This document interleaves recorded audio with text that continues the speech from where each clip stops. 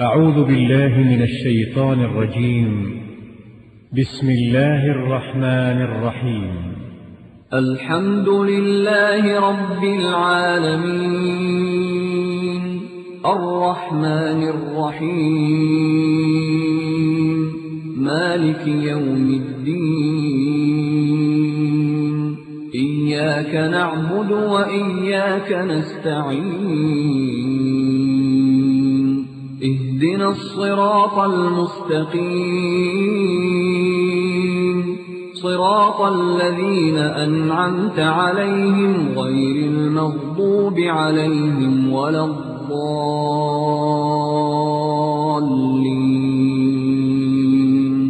بسم الله الرحمن الرحيم. ألف لام ميم. ذلك الكتاب لا ريب فيه هدى للمتقين الذين يؤمنون بالغيب ويقيمون الصلاة ومما رزقناهم ينفقون.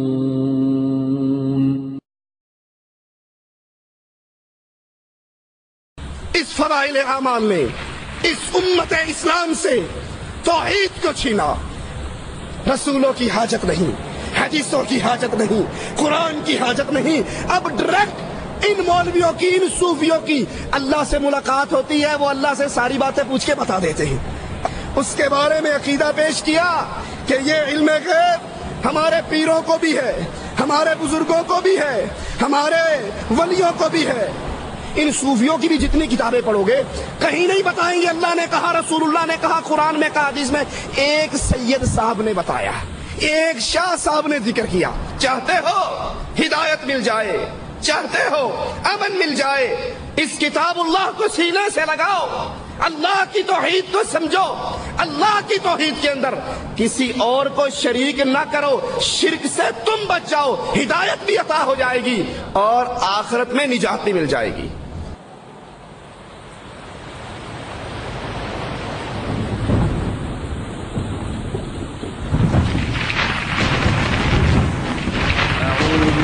من الشيطان الرجيم.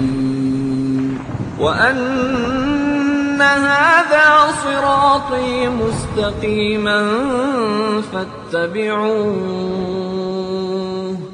فاتبعوه ولا تتبعوا السبل فتفرق بكم عن سبيله ذلكم وصاكم به لعلكم تتقون.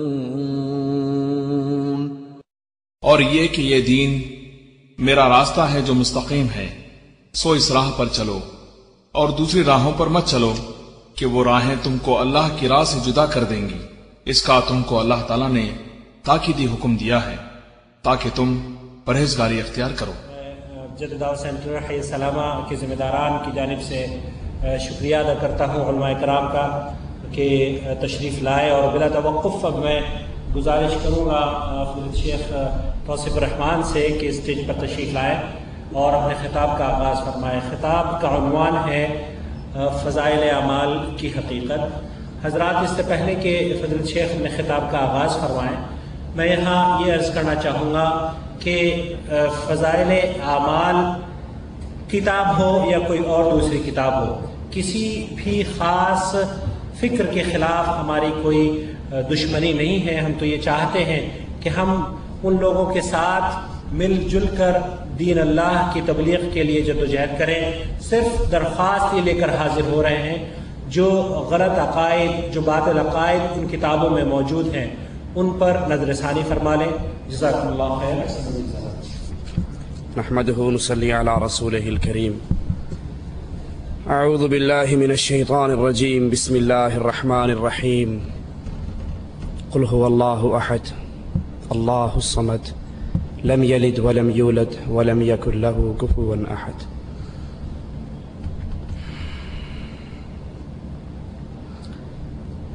کسی مریض کے دل کا آپریشن ڈاکٹر تجویز کر دیں کہ اس کی بقا کے لیے بائی پاس کرنا بڑا ضروری ہے، اور وہ کسی سرجن کی تلاش کی بجائے کسی حلاق کے پاس چلا جائے، نائی کے پاس چلا جائے، اور وہ نائی اپنے اسروں سے چیر پھاڑ کے رکھ دے، اس کی حلاقت کی یقینی میں اب کوئی شک نہیں رہے گا۔ کچھ ایسا ہی حال امت اسلام کا ہے۔ امت اسلام کی ہدایت، امت اسلام کی نجات کے لیے عرش والے رب نے اپنے کلام کو اتارا۔ جو اس کلام کو لے کر آیا وہ فرشتوں کا سردار، جس رات میں آیا وہ راتوں کی سردار، جس ماہ میں آیا وہ مہینوں کا سردار، جس رسول پہ آیا وہ رسولوں کا سردار صلی اللہ علیہ وسلم۔ لیکن افسوس، جو قرآن ہمیں ہدایت کی راہ دکھاتا ہے، جو قرآن ہمارا تعلق اپنے الہ سے جوڑتا ہے، ہم نے اللہ کی اس ہدایت والی کتاب کو چھوڑا، اپنا تعلق لوگوں کی لکھی ہوئی کتابوں سے جوڑا، اللہ کے کلام کو چھوڑا، رب کی کتاب کو چھوڑا۔ کبھی کسی مولوی کی کتاب کو سینے سے لگا لیا، کبھی کسی مولوی کی کتاب کو سینے سے لگا لیا، اور برا ہو ان علماء سو کا جنہوں نے عامت الناس کو یہ بات سمجھائی کہ قرآن سیکھنے اور سمجھنے کے لیے 18 علوم کی ضرورت ہے، ان علوم کو سیکھے بغیر تم کتاب اللہ کو نہیں سمجھ سکتے، اب جو حضرت نے لکھ کر دے دیا ہے اس کو سینے سے لگا لو۔ جب اس امت نے کتاب اللہ کو چھوڑ کر کہیں بہشتی زیور کو تھاما، کہیں فضائل اعمال کو تھاما، کہیں ملفوظات احمد رضا کو تھاما، تو پھر نتیجہ کیا نکلا؟ یہ امت بربادی کی طرف بڑھتی ہی گئی، اور اس امت پر ذلت اللہ نے واجب کر کے رکھ دی۔ کہیں کسی کونے میں ذلیل، کہیں کسی کونے میں ذلیل، اور ذلت کی وجہ کیا ہے؟ الذین آمنوا ولم يلبسوا ایمانہم بظلم اولئک لہم الامن وہم مہتدون۔ چاہتے ہو ہدایت مل جائے، چاہتے ہو امن مل جائے، اس کتاب اللہ کو سینے سے لگاؤ، اللہ کی توحید کو سمجھو، اللہ کی توحید کے اندر کسی اور کو شریک نہ کرو، شرک سے تم بچ جاؤ، ہدایت بھی عطا ہو جائے گی اور آخرت میں نجات بھی مل جائے گی۔ لیکن جب ہم نے اس کتاب اللہ کو چھوڑا تو پھر ہمارے اوپر ہلاکتوں کے دروازے کھلے۔ فضائل اعمال نے اس امت کو کیا دیا؟ سب سے بڑی تباہی اس امت پر فضائل اعمال کے ذریعے اللہ کی خالص سچی اور سچی توحید، وہ توحید جس کو پھیلانے کے لیے کبھی تو آقا کا ماتھا پھٹا، وہ توحید جس کو پھیلانے کے لیے کبھی آقا کے دانت ٹوٹے، وہ توحید جس کو پھیلانے کے لیے کبھی آقا کے گلے میں کپڑے ڈال کر بل دیے گئے، وہ توحید جس کو پھیلانے کے لیے کبھی طائف کے میدان میں محمد رسول اللہ صلی اللہ علیہ وسلم کے سر اقدس سے خون نکلا، جوتیوں میں آیا، زمین پہ گرے، آنکھیں کھولی، فرشتوں نے کہا آقا اجازت دے دو ان پہاڑوں کو اٹھائیں اور اہل طائف پہ گرا دیں۔ کہا نہیں، ان اہل طائف پہ پہاڑوں کو نہ گراؤ، انہوں نے مجھے مارا ہے، مجھے اللہ سے امید ہے ان کی پشتوں سے نکلنے والے ضرور لا الہ الا اللہ کا اقرار کرتے رہیں گے۔ اس سچی اور سچی توحید پر، اللہ کی ذات پر، اللہ کی وحدانیت پر فضائل اعمال نے جو حملے کیے، یہ ہمارے ساتھ میں فضائل صدقات مولوی ذکریہ صاحب کی چھپی ہے کتب خانہ فیضی لاہور سے، اس کا صفحہ 558 ہے۔ 558 صفحے پر اللہ کی توحید پر حملے کرتے ہیں، ذرا آپ بھی سنیے۔ اور پھر شیخ عبد المالک فرما رہے تھے غور کرنا، میری اور آپ کی اللہ سے جو تعلق کی رسی ہے وہ ٹوٹ نہ جائے، اور مشرک کی رسی رب سے جڑا نہیں کرتی۔ اللہ سے محبت، اللہ سے دوستی اہل توحید کی ہوتی ہے، اور جب شرک داخل ہو جاتا ہے اللہ کی لعنتیں اور اللہ کا عذاب برستا ہے۔ یہ صفحہ 558 پر کہتے ہیں، اے اللہ جھوٹا ہوں، کچھ نہیں ہوں، تیرا ہی ذل ہے، تیرا ہی وجود ہے، میں کیا ہوں، کچھ نہیں ہوں، اور جو میں ہوں وہ تو ہے۔ جو میں ہوں وہ تو ہے، میں اور تو خود شرک در شرک ہے، تو میرے میں سے نکلا ہے، میں تیرے میں سے نکلا۔ اے اللہ جو تو ہے وہ میں ہوں۔ رسول اللہ نے تو کہا تھا لا تطرونی کما اطرت النصارى، مجھے ایسے نہ پڑھانا جیسے عیسائیوں نے عیسیٰ کو اللہ کا بیٹا کہا۔ میں اللہ کا بندہ ہوں، اس کا رسول ہوں، مجھے اللہ کی اس دی ہوئی اتھارٹی سے اوپر نہ کرنا۔ لیکن مولوی زکریا صاحب وحدت الوجود کا عقیدہ اس امت میں پھیلاتے ہوئے کہتے ہیں اے اللہ جو تو ہے وہ میں ہوں، جو میں ہوں وہ تو ہے، میں اور تو خود شرک در شرک ہیں۔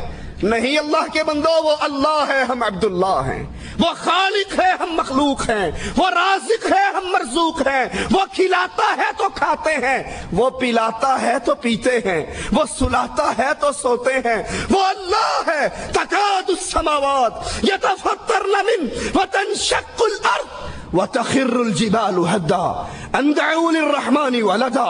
ان ظالموں نے اللہ کا جز بنایا، اللہ کا ٹکڑا بنایا۔ وحدت الوجود کے عقیدے کو سامنے رکھ کر یہ کہا ہر چیز ہی وہ ہے، ادھر بھی دیکھوں تو ہی تو، ادھر بھی دیکھوں تو ہی تو، جدھر دیکھوں تو ہی تو، مسجد میں تو، مندر میں تو، میخانے میں تو۔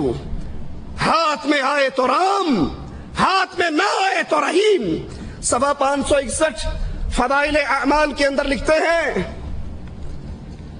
کہ ہمارے عبد الرحیم شاہ رائے پوری ان کے ایک خدام تھے۔ اس عقیدے کو سامنے رکھنا کہ ہر چیز اللہ ہے، اس کے لیے من گھڑت جھوٹی روایت کنت کنزا مخفیا، چھپا ہوا خزانہ تھا، اپنا آپ ظاہر کرنا چاہا، پھر دنیا میں جو کچھ ہے یہ میرا ہی روپ ہے۔ امداد اللہ مہاجر مکی لکھتے ہیں شمائم امدادیہ کے اندر کہ بندہ وجود ظاہری سے پہلے خود خدا تھا اور بندہ ہی خدا ہے ظاہر ہے۔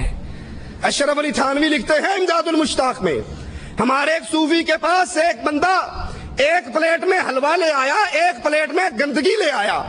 کہا مولوی صاحب جب ہر چیز ہی وہی ہے تو دونوں کھا کر دکھاؤ۔ تھانوی صاحب نے فرمایا ہمارے مولوی صوفی صاحب نے بشکل خنزیر گندگی کھا لی، بشکل ملا حلوہ کھا لیا۔ کہا وہ بھی وہی ہے، وہ بھی وہی ہے، ادھر بھی تو ہے ادھر بھی تو ہے۔ بے تیدی گال نہ کرمائی، مینو الف دی سمجھ نہیں آئی، میم دا برقع پا کے احد احمد وچ اتر آئی۔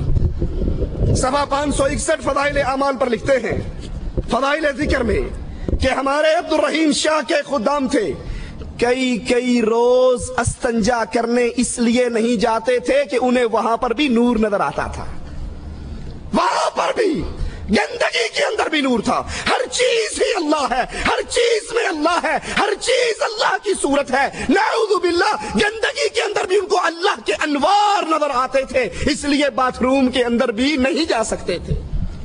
یہ کفر، یہ شرک، یہ کفر و شرک تو آپ کو یہودیوں کے گھر سے بھی نہیں ملے گا، یہ کفر تو شیعوں کے گھر سے ملے گا، جنہوں نے کہا تھا دما دم مسکل اندر، علی کا پہلا نمبر، علی دم دم کے اندر، ہر چیز کے اندر علی، ہر چیز کے اندر علی، ہر روح کے اندر علی۔ اور یہ ہمارے ہاتھ میں فضائل درود ہے، یہی عقیدہ یہاں پر رسول اللہ کے بارے میں بیان کرتے ہیں۔ صفحہ اس کا 133 ہے، کہتے ہیں رہا جمال پہ تیرے حجاب بشریت، انا للہ و انا الیہ راجعون۔ اے رسول صلی اللہ علیہ وسلم آپ بشر بن کر آئے تو حقیقت کیا تھا؟ رہا جمال پہ تیرے حجاب بشریت، نہ جانا کون ہے کچھ بھی کسی نے جز ستار۔ اللہ عز و جل کے علاوہ تجھے کوئی نہ پہچان سکا، تو بظاہر تو انسان کے روپ میں آیا، لیکن تو انسان نہیں تھا، تو اسی کے نور کا ٹکڑا تھا۔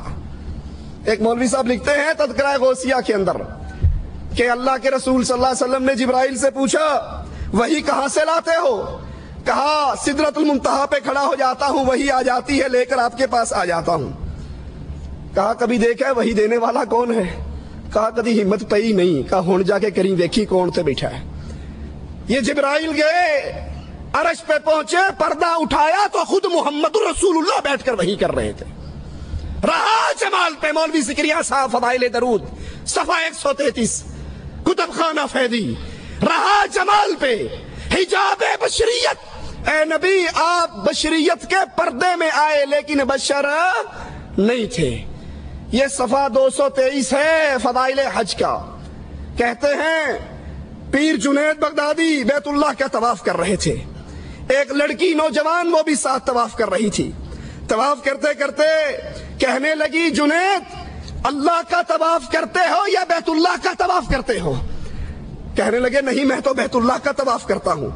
آسمان کی طرف منہ کر کے کہتی ہے اللہ یہ کیسے پتھر دل لوگ ہیں جو پتھروں کا طواف کرتے ہیں، میں تو تیرا طواف کرتی۔ یہ بیت اللہ بھی اللہ ہے، یہ گندگی میں بھی اللہ کا نور ہے، محمد بھی اللہ ہے، اور مولوی زکریا کہتا ہے جو تو ہے وہ میں ہوں، جو میں ہوں وہ تو ہے۔ یہ عقیدہ وحدت الوجود کا عقیدہ کفر کا عقیدہ ہے، شرک کا عقیدہ ہے۔ اس عقیدے نے، اس فضائل اعمال نے اس امت اسلام سے توحید کو چھینا۔ بڑے دعوے سے کہتے ہیں نہیں جی آپ نہیں سمجھتے، قرآن کے بعد سب سے زیادہ یہی کتاب پڑھی جاتی ہے، لیکن سنیے ان عقیدوں کو سامنے رکھیے اور قرآن کی آیات پہ غور کیجئے۔ قل هو اللہ احد اللہ الصمد لم یلد ولم یولد۔ اللہ ایک ہے، اللہ دو نہیں، تین نہیں۔ لی خمس اطفی بہا حر الوبا، میرے 5 دن پاک نہیں۔ قل هو اللہ احد، اللہ ایک ہے۔ پھر رسول اس کے نور سے نہیں آئے، مولوی زکریا اس میں سے نہیں نکلا، کوئی اس میں حلول نہیں کرتا، کوئی اس میں فنا نہیں ہوتا، وہ کسی میں فنا نہیں ہوتا، بلکہ وہ اپنے عرش پر مستوی ہے، ذات میں اکیلا ہے، عبادت میں اکیلا ہے، صفات میں اکیلا ہے۔ دوسری بڑی گمراہی اس فضائل اعمال کی وجہ سے امت اسلام میں یہ پھیلی کہ وہ علم غیب جو اللہ اکیلے کی صفت ہے، جو اللہ اعلان کرتا ہے کہ عالم الغیب، غیب کا علم اللہ کے پاس ہے، اپنے غیب کو کسی کو اطلاع نہیں دیتا، الا من ارتضی، چاہتا ہے رسولوں میں سے کسی کو چن لیتا ہے، وہی کر کے اس کو بتا دیتا ہے۔ وہ علم غیب جو خاصہ ہے اللہ عز و جل کا، اس کے بارے میں عقیدہ پیش کیا کہ یہ علم غیب ہمارے پیروں کو بھی ہے، ہمارے بزرگوں کو بھی ہے، ہمارے ولیوں کو بھی ہے۔ یہ فضائل اعمال ہمارے ہاتھ میں ہے۔ صفحہ اس کا 427 ہے۔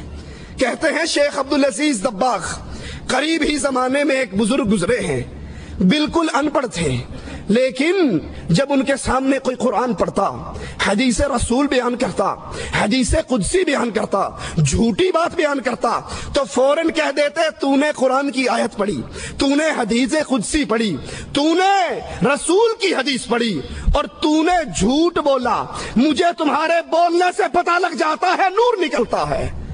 یہ علم غیب نہیں ہے تو مولوی صاحب اور کیا ہے؟ محمد الرسول اللہ صلی اللہ علیہ وسلم کے پاس آ کر سائل نے کہا تھا تبلیغ کے لیے علماء کی ضرورت ہے، نبی نے قاریوں کی جماعت روانہ کی، وہ شہید ہوئی یا نہیں ہوئی؟ عبدالعزیز دباغ کو تو بولنے سے پتہ لگ گیا یہ جھوٹ بول رہا ہے، محمد کو کیوں پتہ نہ لگا صلی اللہ علیہ وسلم؟ نبی کی بیوی، مومنوں کی ماں عائشہ رضی اللہ تعالی عنہا، مومنوں کی ماں، اور جو اس کو ماں نہیں مانتا وہ مومنوں کی لسٹوں میں شامل،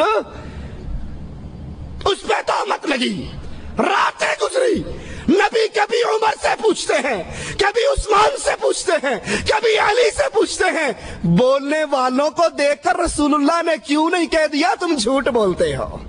بولنے والوں کو دیکھ کر نبی نے کیوں نہ پہچانا؟ یہ علم غیب جو اپنے عبدالعزیز دباغ کو دے رہے ہو، یہ علم غیب رسول اللہ صلی اللہ علیہ وسلم کو کیوں نہ تھا؟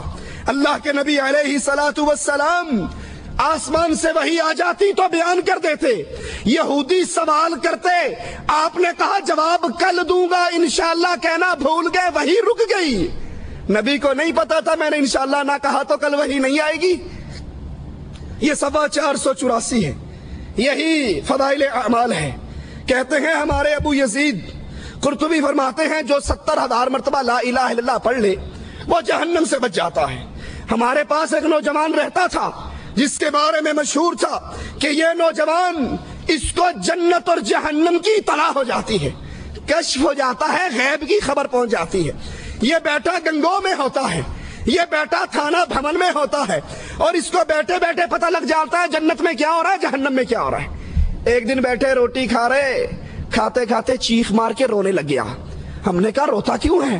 کہا چچا ماں میری جہنم میں چل رہی ہے۔ ابو یزید کہتے ہیں میں نے دل ہی دل میں لا الہ الا اللہ 70,000 مرتبہ پڑھا ہوا اس کی ماں کو بلٹی کر دیا، بلٹی چھوٹ بھی گئی، بائی پاس ہو گئی۔ جو ہی بلٹی کی میں نے دل میں بخشا، اللہ کے علاوہ کوئی نہیں جانتا اس بخشنے کو۔ ہنسنے لگ گیا، کہا بابا پیر صاحب ماں کو جہنم سے نکال کے جنت میں بھیجا جا رہا ہے۔ یہ علم غیب جو تمہارے اس چھوکرے کو تھا، یہ علم غیب رسول اللہ کے صحابہ کو نہ تھا۔ ایک صحابی کو تیر لگا، گر گئے، ساتھیوں نے کہا اس کو جنت مبارک ہو۔ آقا نے کہا تم جنت کی بات کرتے ہو، اس نے خیبر کے مال غنیمت میں سے جو 2 چادریں اٹھائی تھی، اللہ دکھا رہا ہے وہ چادریں آگ بن کے اس کو لپیٹ چکی ہیں۔ یہ علم غیب کہ جنت میں کیا ہو رہا ہے، جہنم میں کیا ہو رہا ہے، یہ اللہ کے علم میں ہے۔ اللہ چاہتا ہے اپنے نبی کو دکھا دیتا ہے۔ یہ غیب کی خبریں پیر ملا صوفی کے پاس نہیں ہوا کرتی۔ صفحہ 437 ہے، یہی فضائل اعمال ہے۔ کہتے ہیں جنید بغدادی ایک مرتبہ شیطان کو دیکھتے ہیں ننگا پھر رہا تھا۔ ان کو یا چھوکریاں نظر آتی ہیں یا بغیر داڑھی والے چھوکرے نظر آتے ہیں یا پھر شیطان آتا ہے، تیسری چوتھی چیز کوئی نہیں آتی۔ ننگا پھر رہا تھا۔ جنید نے کہا تجھے شرم نہیں آتی تو ننگا پھرتا ہے؟ کہا میں مردوں کے سامنے ننگا پھرتا ہوں، یہ کوئی مرد ہے؟ مرد تو وہ تبلیغی جماعت کی جو مسجد شنیسیہ ہے اس میں بیٹھے ہوئے ہیں، وہ اصل مرد ہیں۔ ذکر کر کر کے میرا جگر جلا دیا ہے۔ جنید اس مسجد میں گئے، دیکھا کچھ لوگ سر پہ گھٹنوں پہ سر رکھ کے مراقبہ کر رہے تھے، الا اللہ کی ضربیں مار رہے تھے۔ مجھے دیکھتے ہی فوراً بولے بغیر، جنید کے بتائے بغیر کہ میں نے کیا خواب دیکھا ہے، فوراً کہنے لگے اس شیطان کی باتوں میں نہ آ جانا، وہ شیطان تھا، ابھی بتایا نہیں کہ رات میں نے خواب میں شیطان سے ملاقات کی۔ ان بزرگوں نے دلوں میں آنے والے وسوسوں کو پہلے ہی پہچان لیا۔ محمد الرسول اللہ صلی اللہ علیہ وسلم، زہر والا کھانا رکھا جاتا ہے، یہودیہ لاتی ہے، بوٹی اٹھا کر منہ مبارک میں داخل کر لیتے ہیں۔ نبی کو اس کے دل کے وسوسوں کی اطلاع کیوں نہ ہوئی؟ نبی اس کو کیوں کھا گئے؟ نبی نے اس کو کیوں چبا لیا؟ کیوں کہا کہ اس گوشت نے، اس ران نے مجھے بول کر بتایا ہے آقا نہ کھاؤ، مجھ میں زہر ملا ہے۔ فضائل اعمال کی بربادیوں میں سے بہت بڑی بربادی علم غیب جو اللہ کی صفت تھی، ہم نے اس کو چھینا اور چھین کے اپنے مولویوں میں کیسے بانٹا؟ یہ صفحہ 560 اسی فضائل اعمال کا۔ کہتے ہیں ہمارے جو بزرگ تھے وہ کشف کے ذریعے پہچان لیتے تھے۔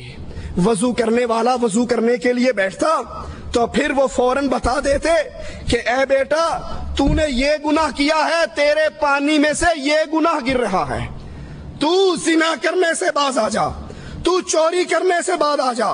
وہ ان کے وضو کے قطروں کو گرتا ہوا دیکھ کر بتا دیتے کہ اس بندے نے اللہ کے ساتھ یہ معاملہ اپنا بگاڑا ہے۔ یہ غیب کی خبر ہے، کوئی آدمی کیا کرتا ہے، لیکن کہتے ہیں ہمارے پیروں کو وضو کے گرتے ہوئے قطروں سے نظر آ جاتا ہے یہ کیا کرتا ہے۔ یہ صفحہ 96 ہے فضائل درود کا۔ ایک کہتے ہیں ہمارے، اور بڑی عجیب بات ہے، جو بھی واقعہ آپ سنو گے پڑھو گے، شیعہ نہیں کبھی ذاکر کی بات سنی، آواز پئی آندی ہے، وہ کوئی حوالہ نہیں دیتا، قرآن میں آیا ہے، حدیث میں آیا، آواز پئی آندی ہے، پیچھوں آواز آندی ہے، وہ شیطان آواز کر رہا ہوتا ہے۔ ان صوفیوں کی بھی جتنی کتابیں پڑھو گے کہیں نہیں بتائیں گے اللہ نے کہا، رسول اللہ نے کہا، قرآن میں کہا، حدیث میں۔ ایک سید صاحب نے بتایا، ایک شاہ صاحب نے ذکر کیا۔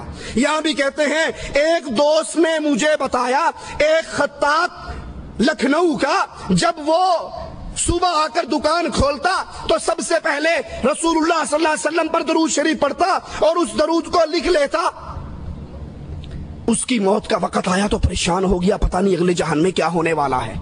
ایک مجذوب بابا نکلا اور کہنے لگا بابا کیوں گھبراتا ہے؟ وہ جو روز درود لکھتا تھا وہ رسول اللہ کے دربار میں پیش ہو گیا، تیری نجات کا فیصلہ ہو رہا ہے۔ یہ غیب کی خبر مجذوب کو کیسے مل گئی؟ یہ کس نے بتا دیا کہ تیری بات، تیرا دستہ رسول اللہ کی عدالت میں پیش ہے اور اللہ کے نبی تیری نجات کا فیصلہ کر رہے ہیں؟ یہ غیب صرف اللہ کو علم ہے۔ چاہتا ہے رسولوں پہ وحی کر دیتا ہے، اور اگر نہیں چاہتا تو کئی کئی دن وحی کو روک بھی لیتا ہے۔ آئیے قرآن کو سنیے۔ قُلْ لَا يَعْلَمُ مَنْ فِي السَّمَاوَاتِ وَالْأَرْضِ الْغَيْبَ إِلَّا اللَّهُ۔ آسمان میں کیا ہے، کون جنت میں کون جہنم میں، ان کے ساتھ ماجرا کیا ہو رہا ہے؟ زمین و آسمان کی چھپی ہوئی باتوں کو اللہ کے علاوہ کوئی نہیں جانتا۔ وما يشعرون ایان یبعثون۔ تم جن صوفیوں کو عالم الغیب سمجھتے ہو، تم جن پیروں کو عالم الغیب سمجھتے ہو، ان کو تو یہ بھی نہیں پتا کہ مر کے اٹھائے کب جانے ہیں۔ قرآن حکیم۔ قل لا اقول لکم عندی خزائن اللہ۔ اے نبی علیہ السلام کہہ دیجئے میں نہیں کہتا میرے پاس اللہ کے خزانے، ولا اعلم الغیب، نہ یہ دعویٰ کرتا ہوں میں غیب دان ہوں، ولا اقول لکم انی ملک، میں یہ دعویٰ بھی نہیں کرتا کہ میں نوری ہوں۔ اذان سے پہلے پڑھا کرو الصلاۃ والسلام علیک یا نور من نور اللہ۔ میں نہ نوری ہوں، نہ عالم غیب ہوں، نہ گنج بخش ہوں، نہ مختار کل ہوں، نہ خزانوں کا مالک ہوں، پھر ہوں کیا؟ میں تو اللہ کی طرف سے بھیجا ہوا رسول ہوں جو ڈراتا ہوں اور خوشخبریاں دیتا ہوں۔ تیسری بڑی گمراہی اس فضائل اعمال کی وجہ سے کلمہ گو مسلمانوں میں قرآن کو چھوڑ کر اس کتاب کو سینے سے لگانے کی جرم میں جو پھیلی، وہ یہ ہے کہ ہمارے اولیاء اللہ، ہمارے بزرگان دین، ان کو اللہ سے ڈائریکٹ ان کی ملاقاتیں ہوتی ہیں، وہ ڈائریکٹ اللہ سے باتیں کرتے ہیں، ان کو ضرورت نہیں ہوتی، ان کو حاجت نہیں ہوتی کہ وہ کسی رسول صلی اللہ علیہ وسلم کی حدیث کو یاد کریں۔ یہ ہمارے ہاتھ میں فضائل حج مولوی ذکریہ صاحب کی صفحہ 164 اور 65 کہتے ہیں، ابدال میں سے ایک شخص نے خضر سے پوچھا کہ تم نے اپنے سے زیادہ مرتبے والا کوئی دیکھا؟ کہا ہاں، میں ایک مرتبہ مدینہ الرسول میں حاضر تھا تو وہاں پر عبد الرزاق محدث رحمت اللہ علیہ حدیثیں بیان کر رہے تھے۔ میں نے ایک نوجوان کو دیکھا جو کونے میں بیٹھا ہوا، اپنا سر اس نے گھٹنوں میں دیا ہوا اور رسول اللہ کی حدیثیں نہیں سنتا۔ میں نے کہا کیا بات ہے، تو اللہ کے نبی کی حدیثیں کیوں نہیں سنتا؟ کہا یہاں وہ لوگ ہیں جو عبد الرزاق سے سنتے ہیں۔ کس سے سنتے ہیں؟ عبد الرزاق، رزاق کے بندے سے، اور میں وہ ہوں جو ڈائریکٹ رزاق سے سنتا ہوں۔ مجھے رسول اللہ کی حدیثوں کی حاجت نہیں، میری اللہ سے ایسی لو لگی ہے، مجھے جب بھی کوئی مسئلہ درپیش ہوتا ہے براہ راست اللہ سے سوال کر لیتا ہوں۔ میں نے کہا اچھا اگر یہی بات ہے تو پھر یہ بتاؤ میں کون ہوں؟ کہا تو، نظر اٹھا کے دیکھا، کہا تو خضر علیہ السلام ہے۔ تو خضر نے کہا میں نے پہچان لیا، واقعی اللہ کے بعض اولیاء ہیں جو درجے میں مجھ سے بھی اوپر ہیں۔ اللہ تو اپنے بندوں تک، اپنی مخلوق تک دین اسلام رحمت پہنچانے کے لیے رسولوں کو واسطہ بناتا ہے، رسولوں کو وسیلہ بناتا ہے۔ اور یہ مولوی ذکریہ صاحب کہتے ہیں ہمارے اولیاء اللہ کو رسولوں کی حاجت نہیں، حدیثوں کی حاجت نہیں۔ یہ لوگ عبد الرزاق سے حدیث سنتے ہیں، تبلیغی جماعت کے مولوی ڈائریکٹ رزاق سے حدیث سنتے ہیں۔ یہ دوسرا حوالہ صفحہ 574 ہے فضائل اعمال کا۔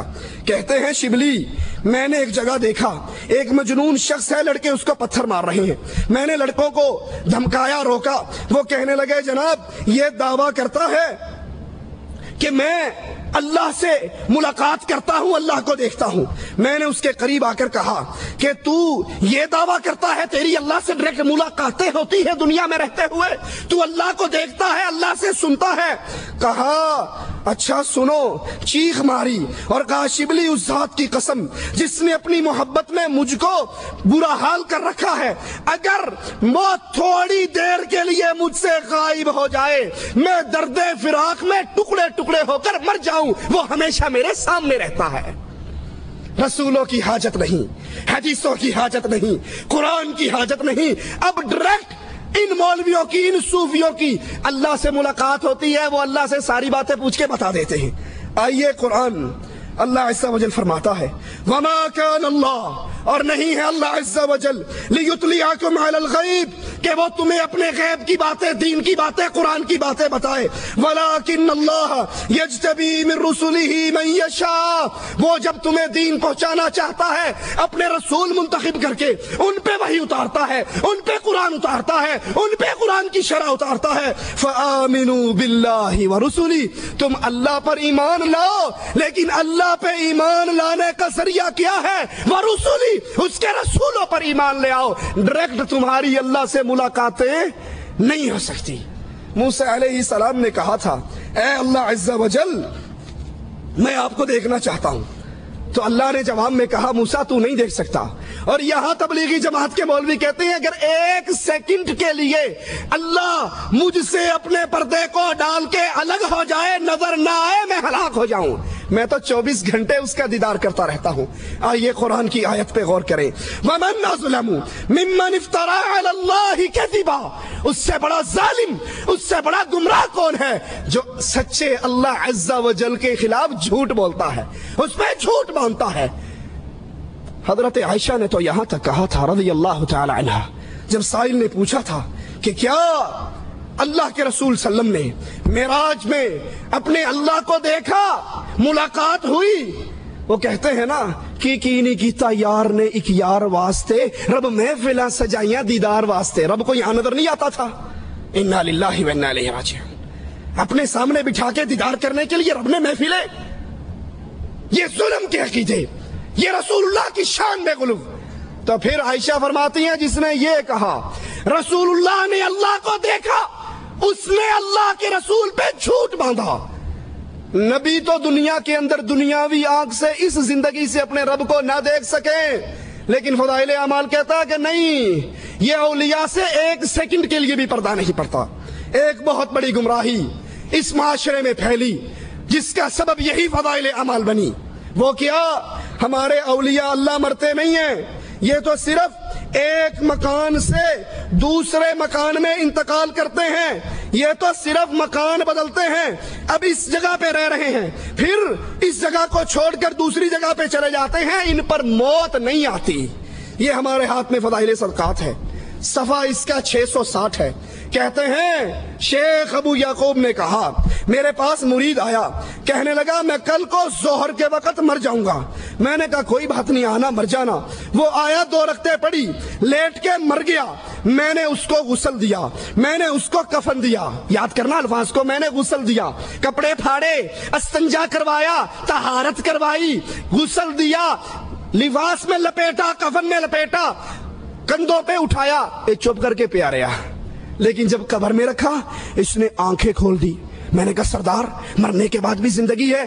कहा भले आदमी, मैं तो जिंदा हूं, अल्लाह का हर आशिक जिंदा रहता है। हम तो एक मकान से दूसरे में इंतकाल करते हैं, हम मरा नहीं करते, हमें मौत नहीं आया करती।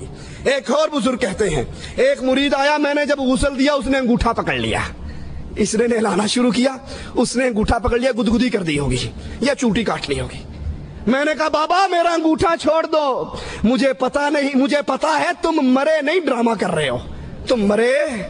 मोहम्मद सैयद शेखुपुरी रहमतुल्लाह अलैह कहते थे, अल्लाह उनकी कब्र को जन्नत का बाग बनाए।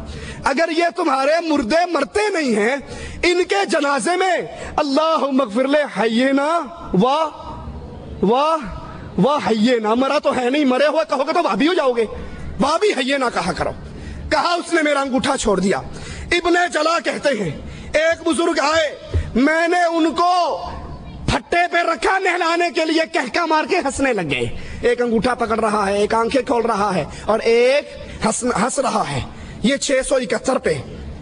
एक और का वाकया सुनिए। अबू सईद कहते हैं, एक मर्तबा मक्का में था, बहरम से निकला, दरवाजे से बाहर एक निहायत खूबसूरत आदमी को मरे हुए पड़ा हुआ देखा। मैंने जब गौर से देखना शुरू किया तो मेरी तरफ देखकर हंसने लग गया। कहने लगा अबू सईद, तुम्हें पता नहीं, मोहब्बत करने वाले दोस्त मरा नहीं करते, सिर्फ एक जगह से दूसरी जगह पे मुंतकिल हुआ करते हैं। मुहम्मदुर रसूलुल्लाह صلی اللہ علیہ وسلم. ابھی شیخ فرما رہے تھے, عمر نے تلوار نکال کر کہا رضی اللہ عنہ وارضا, جس نے کہا محمد مر گئے صلی اللہ علیہ وسلم گردن کو کاٹ ڈالوں گا. میرے نبی اٹھ کر کیوں نہیں آ گئے؟ کہا عمر پریشان کیوں ہوتا ہے, میں صرف اتوں پردہ کیتا ہے, اصل میں جاگ رہا ہوں, زندہ ہوں, سب کچھ دیکھ رہا. اگر تمہارے بزرگ انگوٹھے پکڑ سکتے ہیں, فاطمہ نے 6 مہینے رسول کی زندگی کے بعد زندگی پائی, کسی نے فاطمہ کو مسکراتے نہ دیکھا. فاطمہ کو قریب کر کے کہا تھا آقا نے, فاطمہ کان میں کچھ کہا تو رونے لگ گئی. عائشہ نے پوچھا روئی کیوں تھی؟ کہا بابا نے کہا تھا فاطمہ اب میں تجھ سے دور جا رہا ہوں, اب میری موت کا وقت قریب آ رہا ہے, میں جا رہا ہوں. دوبارہ کہا جنت میں سب سے پہلی میری ملاقات تجھ سے ہونی ہے. نبی تو کہے میں مر رہا ہوں, قرآن تو کہے وما محمد الا رسول قد خلت من قبلہ الرسل افإن مات, قرآن تو کہے انک میت, لیکن تبلیغی کہتے ہیں ہمارے نہیں مرتے. صرف مرتے ہی نہیں بلکہ یہ صفحہ 669 ہے, فضائل صدقات ہے. ابو علی نے کہا ایک فقیر میرے پاس عید کے دن آیا, خستہ حال, پرانے کپڑے, کہنے لگا کوئی پاک صاف جگہ ہے جہاں میں لیٹ کے مر جاؤں؟ کہا آ جاؤ, لیٹ جاؤ, مر جاؤ, بڑی کھلی جگہ ہے. وہ آیا, لیٹ گیا, مر گیا, اور جب وہ مرنے لگا اینڈ ہو گیا, ہوا نکل گئی, میں نے غسل دیا.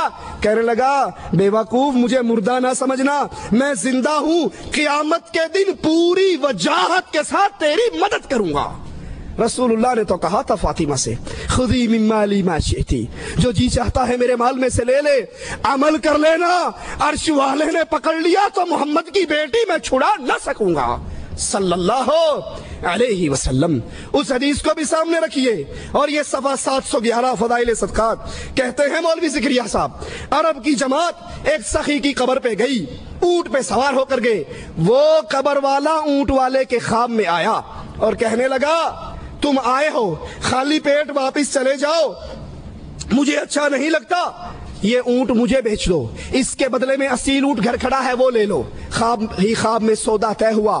لفظ ہے مولوی زکریا صاحب کے, قبر والا اٹھا, قبر سے نکلا, اونٹ کو ذبح کیا. قبر والا اٹھ کے باہر آ کے اونٹ ذبح کر کے پھر قبر میں چلا گیا. آگے پولیس کی چیک پوسٹ لگی ہوئی تھی, بیگم کو مل کر کیوں نہیں آیا؟ یتیموں کے سر پہ ہاتھ رکھ کر کیوں نہیں آیا؟ کہا ہم گوشت کھا پی کے جان بنا کے پیٹ بھر کے جا رہے تھے, سامنے سے ایک نوجوان آیا, تم میں فلاں ابن فلاں کون ہے؟ کہا میں ہوں. کہا میرے باپ کو کوئی چیز بیچی ہے؟ کہا سودا خواب میں قبر والے سے اونٹ کا ہوا تھا, کہا اس کے بدلے یہ اونٹ لے لے. مولوی زکریا صاحب کہتے ہیں یہ سخاوت کی حد ہے کہ مرنے کے بعد بھی قبر پہ آنے والوں کو خالی پیٹ نہیں بھیجا. قبر پہ آئے تھے یا کسی ہوٹل میں گئے تھے؟ یہ گئے کہاں تھے؟ قرآن سے سنیے, أَلَمْ يَرَوْا كَمْ أَهْلَكْنَا قَبْلَهُمْ مِنَ الْقُرُونِ أَنَّهُمْ إِلَيْهِمْ لَا يَرْجِعُونَ. ان سے پہلے ہم نے کتنے ہی لوگوں کو مارا ہے, کتنی ہی بستیاں ہلاک ہوئی ہیں. سنو مالک کا فیصلہ, أَنَّهُمْ إِلَيْهِمْ لَا يَرْجِعُونَ. رب کا فیصلہ ہے جو مر کے اگلے جہان چلا جائے وہ واپس نہیں آیا کرتا. اشرف علی تھانوی اشرف السوانے میں لکھتے ہیں نانا جان کے بارے میں. نانا جان حج پہ جا رہے تھے, ڈاکوؤں نے حملہ کیا, مر گئے, قتل ہو گئے, ختم ہو گئے. رات ہوئی تو نانا جان مٹھائی کا ڈبہ لے کے نانی اماں کو سلام کرنے پہنچ گئے.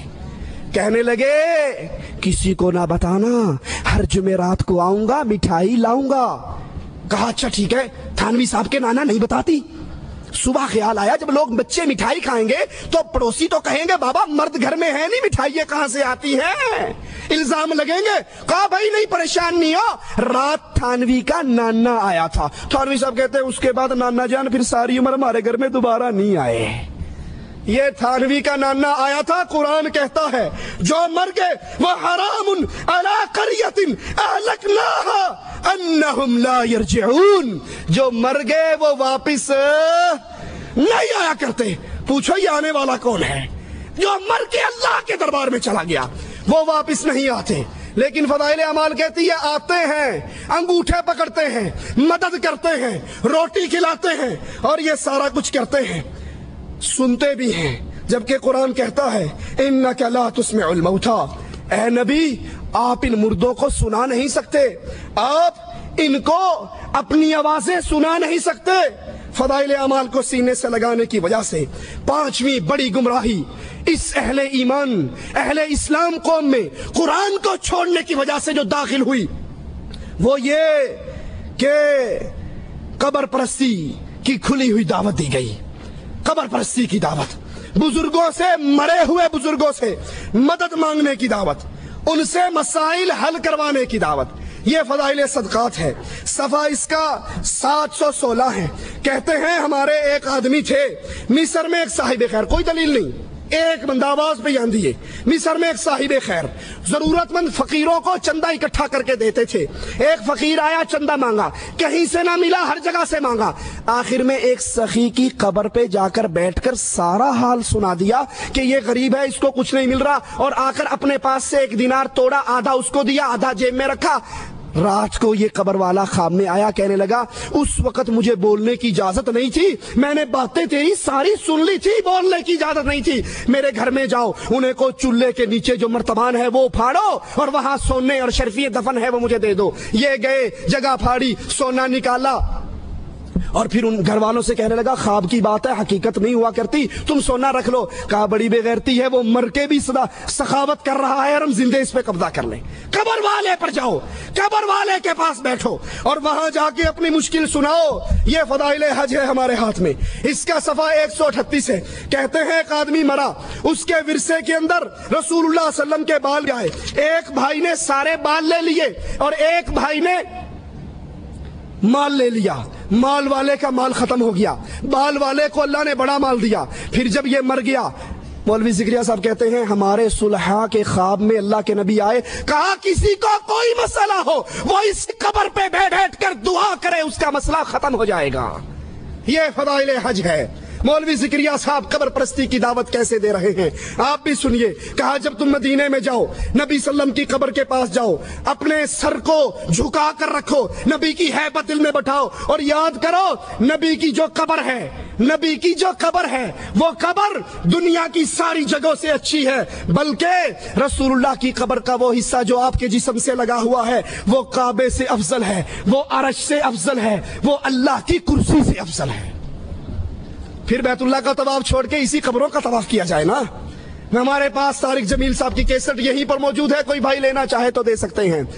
موری شریف کے دربار پہ گئے 19 امیروں کو لے کر، پھر ان کا خطاب ہوا دربار پہ، ان کے خطاب سے پہلے گدی نشین نے خطاب کیا، اس نے کہا مولوی طارق جمیل اور 19 تبلیغی امیروں نے ذکر میں، فکر میں، حمد میں، نعت میں، قوالی میں، سما میں، وجد میں، ایک ایک کام میں شرکت کی۔ ہم سمجھتے تھے ہمارے درمیان بڑا فرق ہے، لیکن مولوی صاحب کا عمل دیکھ کے ہمیں تو یقین ہو گیا ہمارے درمیان بننا تو بڑا ہوتا ہے، بننی کا فرق بھی نہیں ہے۔ میں مولوی طارق جمیل کو دعوت دیتا ہوں، اس سٹیج سے آ کر دعوت کا کام کرو جہاں عشق مصطفیٰ ہو اور خوف خدا ہو۔ پھر مولوی طارق جمیل صاحب نے بیان کیا ولی الاولیاء کی شان، ولی الاولیاء قطب، غوث، ابدال، اور نیچے سے نعرے لگے نعرہ حیدری، نعرہ رسالت، نعرہ غوثیہ، یا ایھا النبی۔ اس کا ترجمہ کیا ہے غیب کی خبریں بتانے والے اور مجمع بریلویوں کا، ان کے عرس کا، نیچے سے نعرہ لگا نعرہ رسالت۔ یہ قبر پرستی کی دعوت ہے، قبروں پہ بیٹھو، قبر والوں کو حاجت سناؤ۔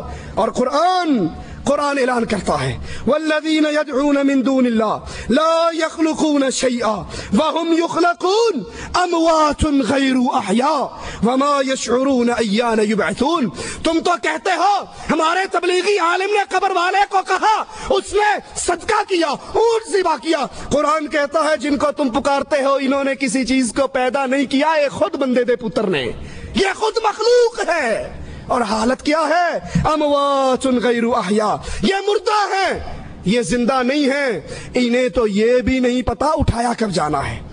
بہت بڑی بدعقیدگی اہل ایمان میں، مسلمانوں کے اندر اس قرآن کو چھوڑنے کی وجہ سے، ان فضائل اعمال کو اپنے سینے سے لگانے کی وجہ سے جو پھیلی، اس میں ایک بڑی خطرناک بات رہبانیت کی دعوت، صوفیت کی دعوت۔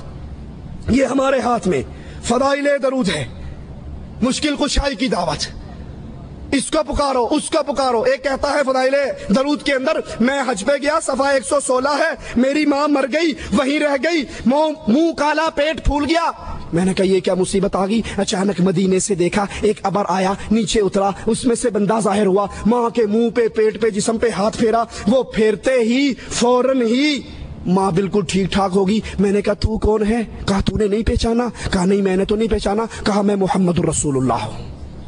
اللہ کے نبی علی اور عائشہ کی صلح کے لیے کیوں نہ آئے؟ اللہ کے نبی عمر کو شہید ہوتے ہوئے بچانے کے لیے کیوں نہ آئے؟ اللہ کے نبی عثمان جب گرفتار تھے، پیاسے تھے، اس پیاسے کی پیاس بجھانے کے لیے کیوں نہ آئے؟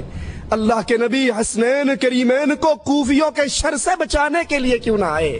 تیری ماں مر گئی تو اللہ کے نبی صلی اللہ علیہ وسلم نے فوراً آ کر اس کے منہ پر اللہ کے نبی پہ اتنی بڑی تہمت۔ عائشہ فرماتی ہیں عورت بیعت کرنے کے لیے آئی، پردے کے پیچھے سے ہاتھ آگے کیا، آقا کی نظر انگلی کی پوریوں پہ پڑی، کہا عائشہ اس سے کہو ہاتھ پیچھے کرے، محمد نام محرم عورتوں کی انگلیوں کو دیکھنا بھی برداشت نہیں کرتا۔ اور ظالم اتنی بڑی رسول اللہ کی توہین کہ اللہ کے نبی علیہ الصلوۃ والسلام نے اس عورت کے منہ پہ، پیٹ پہ، جسم پہ ہاتھ پھیرا۔ اور وہی صوفیت کی بات، رہبانیت کی دعوت اس کتاب نے کیسے پیش کی؟ یہ دیکھیے ہمارے ہاتھ میں 356 صفحہ ہے، فضائل اعمال ہے۔ کہتے ہیں عبد الواحد مشہور صوفی ہیں، ایک روز نیند کا اتنا غلبہ ہوا، سو گئے، رات کو خواب آیا، خواب کے اندر وہی ایک حسین و جمیل خوبصورت ریشمی لباس میں لپٹی ہوئی لڑکی نظر آئی، کہنے لگی تو سو رہا ہے، فکر کر میرے لیے، بھاگ دوڑ کر اٹھے، اور اٹھنے کے بعد قسم اٹھا کر کہا آج کے بعد کبھی نہیں سوؤں گا، اور 40 سال تک عشاء کی وضو سے فجر کی نماز پڑھتے رہے۔ رسول اللہ کے پاس 3 صحابہ آئے تھے، تفصیل کا وقت نہیں، اور یہی قسم کھائی تھی، ایک نے کہا رات کو نہیں سوؤں گا، ایک نے کہا افطار نہیں کروں گا، تیسرے نے کہا شادی نہیں کروں گا۔ نبی نے پکڑ کر کہا تم میں سب سے اللہ سے ڈرنے والا میں ہوں، سنو، یاد کرو، من رغب عن سنتی فلیس منی، جس نے میری سنت کو چھوڑا وہ مجھ میں سے نہیں ہے۔ ایک سید صاحب کا بیان 360 صفحہ پر، کہتے ہیں ایک سید صاحب کا قصہ ہے، 12 دن تک ایک ہی وضو سے ساری نمازیں پڑھی، 12 دن تک، سن رہے ہیں آپ، 12 دن تک ایک ہی وضو سے، کوئی بڑی پکی قسم کی قبض ہوئی بھی تھی، اس کو نہ پیشاب کی حاجت نہ پخانے کی حاجت، کچھ بھی نہیں ہوئی، 12 دن تک ایک وضو سے نماز پڑھی، اور 15 سال تک مسلسل کبھی لیٹنے کی نوبت نہیں آئی، 15 سال تک نہیں لیٹے۔ اور صفحہ 382 پہ ایک اور بزرگ کے بارے میں کہتے ہیں، ان کے پاس ایک مرید آیا، انہوں نے فجر کی نماز پڑھی، فجر کی بعد نفل شروع ہو گئے، نفل لے کر ظہر تک پڑھتے رہے، ظہر کی نماز پڑھی، ظہر کی نماز کے بعد پھر نفلوں میں شروع ہو گئے، عصر تک نفل پڑھتے رہے، عصر کی نماز پڑھی، اس کے بعد دعا میں مشغول ہو گئے، مجھ سے فارغ ہوئے، مغرب کی نماز پڑھی، مغرب کے بعد نفلیں شروع کر دی، پھر عشاء کی اذان ہوئی، عشاء کی نماز پڑھی، یہ بیٹھا رہا بیچارہ، انتظار کرتا رہا، عشاء کے بعد نفلیں شروع کر دی، پھر صبح ہوگی، صبح کی نماز پڑھی، صبح کی نماز پڑھنے کے بعد ذکر شروع کر دیا، بیٹھے بیٹھے آنکھ لگ گئی تو فوراً آنکھ کھول کے کہتے ہیں استغفر اللہ، اس آنکھ سے اللہ کی پناہ جو نیند سے بھرتی نہیں ہے۔ یہ نماز پڑھتا رہا یا سوتا رہا ہے؟ یہ دعوت رسول اللہ صلی اللہ علیہ وسلم کی دعوت نہیں۔ اللہ کے نبی زینب کے گھر میں آئے، لٹکی ہوئی رسی کو دیکھا، کہا کیا ہے؟ کہا جب زینب تھک جاتی ہے پھر زینب اس کا سہارا لے کر، اس کا ٹیک لے کر، اس کا ٹیک لگا کر پھر نماز پڑھتی ہے۔ کہا اس کو کھول دو اور اس کو سنا دو، جب وہ تھک جائے تو اس پر اس کے جسم کا حق شروع ہو جاتا ہے۔ فرماتے ہیں 465 صفحے پر، صوفیت کی دعوت، قرآن بھی چھوڑ دو، ذکر الا اللہ کا ضربے مارو۔ کہا سید علی میمون، ان کا مشہور قصہ ہے، بہت بڑے عالم تھے، مفتی تھے، مدرس تھے، وہ ایک سید صاحب کے بیعت ہو گئے، سید صاحب نے اس سے سارے کام چھڑوا دیے اور کہا بس ضربے مارو، الا اللہ الا اللہ الا اللہ، سانس سے دیکھا آپ نے لائٹیں بند ہوتی ہے، یہ کیا ہے؟ یہ لا الہ، یہ کیا ہے؟ الا اللہ، لا الہ الا اللہ، بس یہ ضربے لگتے رہے، اندھیرا ہو گئے۔ کہا ضربے لگوانی شروع کر دی، ان کو پتہ لگا کسی وقت یہ چھپ کر اللہ کا قرآن بھی پڑھتے ہیں، فوراً بین لگا دیا کہ تم نے قرآن بھی نہیں پڑھنا، صرف ہمارے بتائے ہوئے ذکر کرو اور اللہ کی ضربے مارو۔ کہا کچھ عرصے کے بعد ان کا دل جاری ہو گیا، پھر دل نے ضربے مارنی شروع کر دی، پھر دل سے اللہ کی صدائیں نکلنی شروع کر دی، پھر جب ان کا دل چل پڑا پھر ان سے کہا ہاں اب تم قرآن پڑھو۔ پھر جب قرآن پڑھا تو ایسے ایسے انوار ان کے سامنے آئے جو اس سے پہلے نظر نہیں آئے تھے۔ کیا یہ طریقہ رسول اللہ صلی اللہ علیہ وسلم کا طریقہ ہے؟ ابن مسعود مسجد میں داخل ہوئے، لوگ پتھروں پہ ذکر کر رہے، ایک کہتا اللہ اکبر، سارے کہتے اللہ اکبر۔ آپ نے فرمایا ان بدعتیوں کی مسجد سے نکالو اور یہاں قرآن کی تلاوت نہ کرو، بس مولویوں کے بتائے ہوئے ذکر کرو۔ یہ راستہ رسول اللہ صلی اللہ علیہ وسلم کا راستہ نہیں۔ فضائل ذکر ہے، مولوی ذکریہ صاحب رائٹر ہیں، صفحہ 575 ہیں، فرماتے ہیں ہمارے ایک پیر صاحب ممشاد ان کا نام ہے، ان کی موت کا وقت آیا، انتقال ہونے لگا تو پاس بیٹھنے والوں نے دعا دی کہ حضرت آپ کو اللہ عز و جل جنت کی فلاں فلاں فلاں نعمتیں عطا فرمائے۔ کہنے لگا بھلے آدمی، جنت تو 30 سال سے بن کر سنور کر میرے سامنے آ رہی ہے، میں کبھی اس جنت پہ نظر ہی نہیں ڈالتا۔ کیوں؟ صوفیوں کا عقیدہ ہے، آدھی کلندری رابعہ بصری کہا کرتی تھی جنت کے پانی سے جہنم بجھا دوں، جہنم کی آگ سے جنت جلا دوں، پھر بے لوث ہو کر عبادت کروں۔ یہ صوفیت کی دعوت ہے، یہ رہبانیت کی دعوت ہے۔ رسول اللہ صلی اللہ علیہ وسلم نماز کے دوران 2 قدم آگے بڑھے، پھر 2 قدم پیچھے ہٹے۔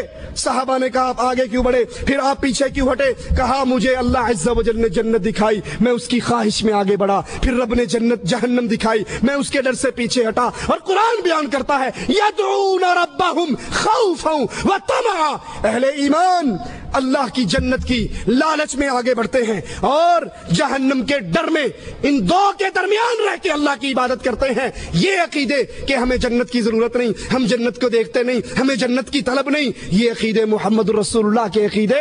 آپ نے تو بدر میں صحابہ سے کہا تھا قوموا الی جنت عرضھا کعرض السماء والارض، اٹھو اس جنت کی طرف دوڑ لگاؤ جس کی چوڑائی زمین و آسمان کے برابر ہے۔ 572 صفحہ ہے فضائل صدقات کا، رہبانیت اور صوفیت کی دعوت۔ کھانا پینا چھوڑ دو، بیگم بچے چھوڑ دو، پہاڑوں میں نکل جاؤ۔ کہتے ہیں ایک بزرگ کی دلیل کوئی نہیں، کون تھا، کب مرا، کب پیدا ہوا، نام کیا تھا، کچھ نہیں، بس ایک بزرگ کی باتیں کرتے ہوئے اس کو اسلام کی دعوت دی۔ اس نے کہا کہ ہمارے نبی عیسیٰ 40 دن تک فاقہ کر لیا کرتے تھے، اور یہ بات معجزے سے ہی ہو سکتی ہے، ویسے تو نہیں ہو سکتی۔ اس صوفی صاحب نے کہا اچھا اگر میں 50 دن کا فاقہ کروں تو مسلمان ہو جاؤ گے؟ کہا بڑی بات ہے، اب تو نبی عیسیٰ سے بھی بڑھ جاؤ گے تو مسلمان ہو جاؤں گا۔ 50 دن تک نہ کھایا نہ پیا، فاقہ کر کے گزارا۔ کہا یہ تو 50 دن تیرے کہنے پہ تھے، لے اب 10 دن اور فاقہ کر کے دکھاتا ہوں۔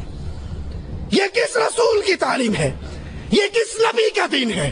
یہ قرآن کی کون سی آیت سے ثابت ہوتی ہے اور رسول اللہ صلی اللہ علیہ وسلم کی کون سی حدیث سے ثابت ہوتی ہے؟ نہیں، بلکہ یہ دعوت رسول اللہ صلی اللہ علیہ وسلم کی دعوت کے خلاف ہے، یہ رہبانیت کی دعوت ہے۔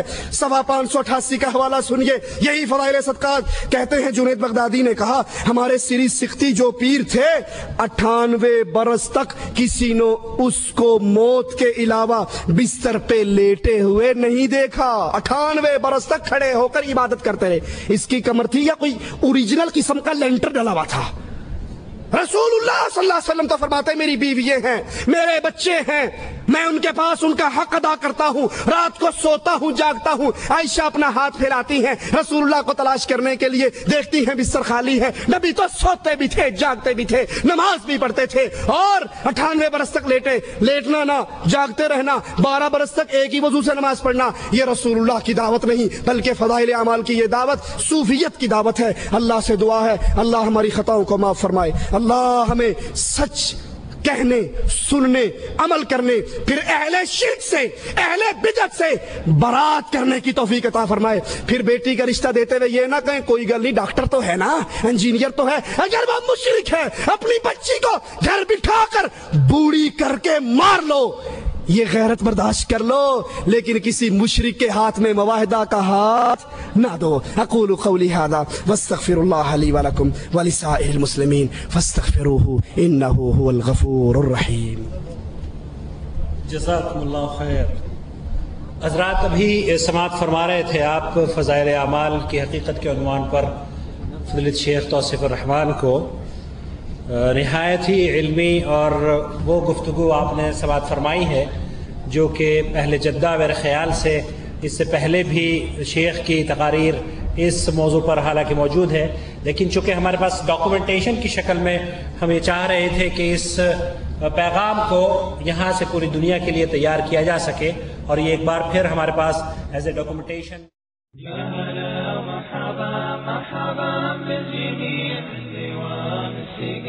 عندنا تغبير يا هلا مرحبا مرحبا بالجميع عندي ومسلقة عندنا تغبير الكرم لكم والكرم ما يضيع عند قوم انتحاموا على دينها الكرم لكم والكرم ما يضيع عند قوم انتحاموا على دينها يا هلا مرحبا مرحبا بالجميع عندي ومسلقة